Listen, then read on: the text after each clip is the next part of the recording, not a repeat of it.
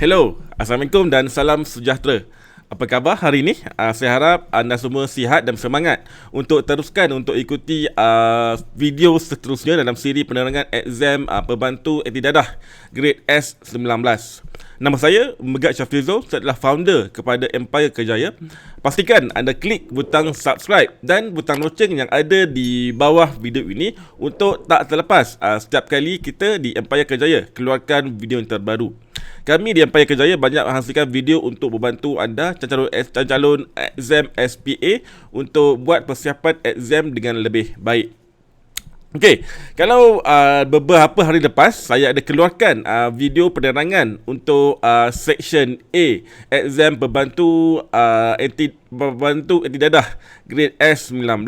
Saya harap anda sudah jelas, sudah ada sampai sedikit gambaran bagaimana dengan bentuk soalan yang akan anda boleh jangkakan dalam section A tersebut. Okey, seperti yang saya janjikan dalam video pada kali ini, saya akan sentuh pula mengenai section B, iaitu kefahaman bahasa Inggeris. Okey, bila menyebut pasal kefahaman bahasa Inggeris ni, ramai yang anggap ia adalah satu section yang mudah sebab ia hanyalah bahasa Inggeris kan. Tetapi anda harus ingat, dia tak semudah yang disangkakan. Okey. Walaupun dia hanyalah soalan bahasa Inggeris, tetapi ada banyak perangkap, ada banyak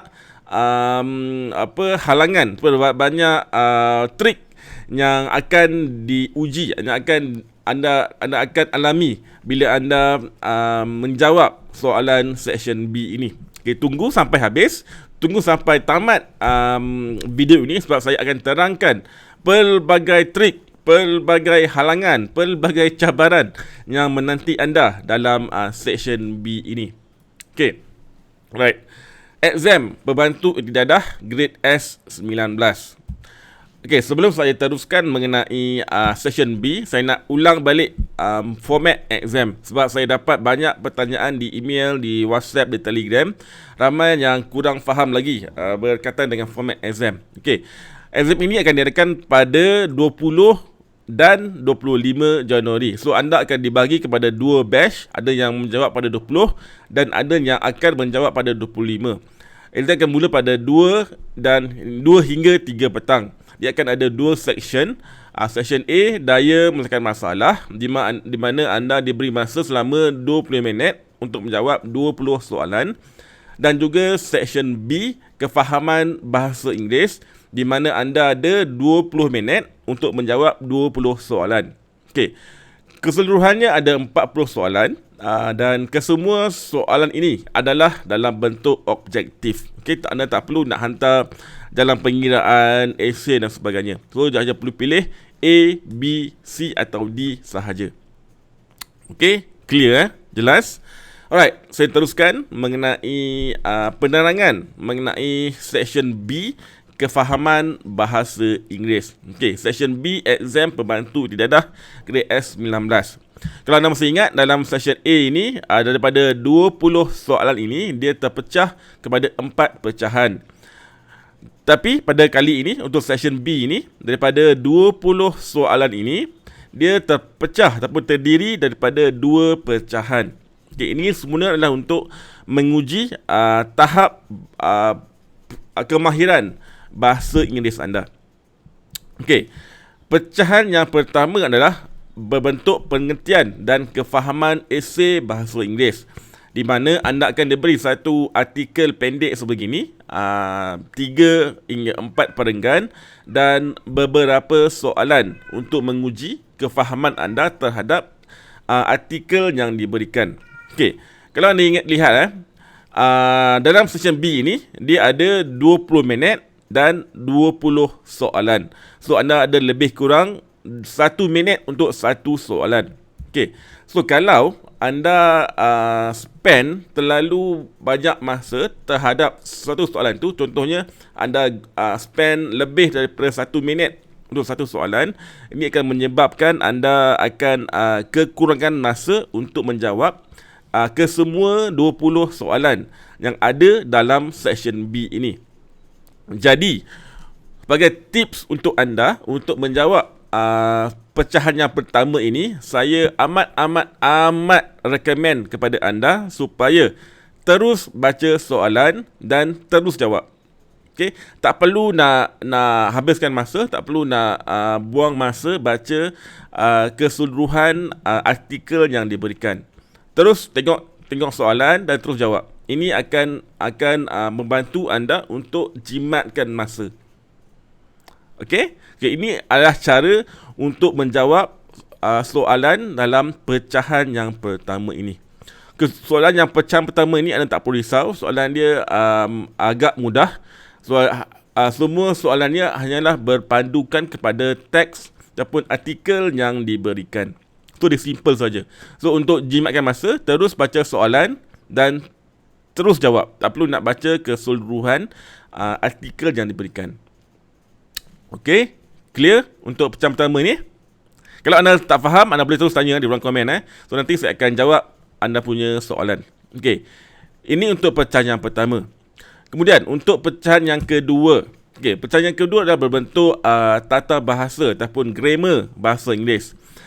Pecahan yang kedua ni banyak memberi cabaran, banyak memberi halangan kepada ramai calon, ramai yang tewas dalam pecahan yang kedua ini. Okey, lihat antara perkara yang diuji dalam pecahan yang kedua dia dah berbentuk noun, pronoun, adjektif, verb, adverb dan sebagainya. Okey, apa cabaran dia? Okey, cabaran dia adalah pilihan jawapan. Okey, untuk pecahan yang kedua ni, dia punya pilihan jawapan tu adalah hampir sama. A, B, C dan D tu, dia punya pilihan jawapan tu adalah hampir sama. So, kalau anda kurang mahir ataupun anda tak faham dengan grammar ini, ini akan memberi banyak cabaran kepada anda bila anda menjawab section B ini. So, anda perlu mahir dalam penggunaan noun, dalam penggunaan pronoun, dalam penggunaan adjektif, verb, adverb dan seterusnya. Okey, buka balik buku SPM, buku PMR, buku PT3 bahagian grammar ni. Cuba cuba faham apa itu noun, apa itu pronoun dan sebagainya, dan buat latihan. Okey, buat latihan betul-betul dan faham betul-betul. Sebab memang ramai yang tewas, ramai yang gagal dalam exam sebab mereka terlalu yakin untuk jawab section B ni. Okey, perlu hati-hati sebab pilihan jawapan dia adalah hampir sama. A, B, C dan D. Kalau anda tak mahir, anda rasa semua betul. Okay. Tak mahir, anda akan rasa semua betul. So ini akan menyebabkan anda confused dan akan menjawab salah nanti. Okay. So ini adalah perkara yang anda perlu tahu dalam pecahan yang kedua ini, iaitu pronoun, noun, verb dan adjektif. Okay. Beri fokus, beri perhatian kepada keempat-empat perkara ini, iaitu pronoun, noun, verb dan adjektif, supaya anda lebih yakin, lebih rasa tak sabar nak jawab exam nanti. Okay, so inilah dua pecahan yang ada dalam section B, kefahaman bahasa Inggeris. Okay, so ulang balik. Pecahan pertama dia adalah berbentuk kefahaman esei bahasa Inggeris, di mana anda kena beri satu artikel pendek sebegini dan beberapa soalan untuk menguji kefahaman anda. So tips untuk jawab pecahan pertama adalah terus jawab soalan tanpa baca keseluruhan esei. Ini akan membantu anda untuk jimatkan masa. Okey. Seterusnya untuk pecahan yang kedua adalah berbentuk grammar ataupun tata bahasa Inggeris. So anda perlu betul-betul mahir, perlu betul-betul faham mengenai grammar bahasa Inggeris, iaitu noun, pronoun dan sebagainya. Dan ini adalah 4 perkara yang anda perlu mahir dalam section B, pecahan yang kedua. Okay? Alright. Saya nak tanya anda dah join tak channel Telegram ini? Di mana dalam channel Telegram ini nanti saya akan kongsikan kepada anda. Semalam saya dah kongsikan kepada anda satu set soalan section A, di mana anda boleh buat latihan untuk menjawab. Okey. Hari ini esok saya akan kongsikan pula untuk soalan set section B. Okey. Pastikan anda join sekarang melalui link ini yang saya tinggalkan di ruangan description. Okey. Kalau anda tak ada Telegram, tak perlu risau, anda juga boleh join mailing list ini, di mana saya juga kongsikan tips dan juga contoh soalan yang sama melalui email. So anda boleh pilih sama ada nak join Telegram ataupun nak join email ataupun nak join kedua-dua. Tak ada masalah. Okay, lagi bagus. So anda ada maklumat tu lebih cepat anda dapat. Right. Bagaimana dengan perkongsian saya dalam section B ni? Saya harap anda faham. Walaupun dia adalah soalan bahasa Inggeris, tapi jangan anggap mudah. Jangan anggap ia satu perkara yang anda boleh buat sambil lewa. Okay? Ramai yang tewas, ramai yang gagal sebab mereka terlalu yakin, terlalu overconfident dalam section B ini. Mereka hanya fokus section A, tapi mereka abaikan section B. Ini menyebabkan mereka ni gagal seperjalanan. Mereka tak dapat untuk habiskan, untuk lulus dalam exam tu. Untuk anda markah dikira adalah berdasarkan total section A dan section B. So anda perlu betul-betul fokus, betul-betul lulus dalam kedua-dua section ini, section A dan section B. Alright. Okay, untuk anda, saya bercadang untuk buat satu sesi soal jawab secara live di YouTube, di Facebook. Okay, so nanti saya akan open kepada anda untuk tanya kepada saya sebarang soalan berkaitan dengan exam nanti. So tunggu pengumuman saya dalam 1-2 hari ini.